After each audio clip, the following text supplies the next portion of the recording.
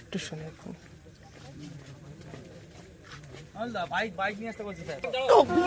বাড়িতে আমরা আগে চলে গেছি, ইনি লাস্টে দেখাচ্ছি খবর পাচ্ছি যে ডেড হয়ে গেছে, পড়ে আছে।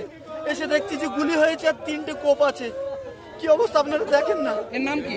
রাজ্জাক খান আমাদের মামু সম্পর্কে হয়, আমাদের পাড়ার। খুব ভালো মানুষ, খুব ভালো মানুষ। কখন ঘটলো ঘটনাটা? হ্যাঁ, কতক্ষণ আগে ঘটেছে? আরে আমরা একটু খবর পেয়েছি, এসে দেখছি পড়ে আছে, ছুটে এসে দেখছি পড়ে আছে। রাজ্জাক সর্দার আমাদের বিধানসভা, রাজ্জাক খান আমাদের বিধানসভা কমিটির সদস্য, আমাদের স্ট্রং লিডার। আইএসএফ আশ্রিত সমাজ বিরোধীরা এটা সম্পূর্ণ নওশাদ সিদ্দিকীর মদতে আজকে তাকে নৃশংসভাবে গুলি করে এবং তাকে কুপিয়ে খুন করা হয়েছে। ও বিকাল থেকে আমাদের 2টো মিটিং অ্যাটেন্ড করেছে, মিটিং করে ও বাড়ি ফিরছিল।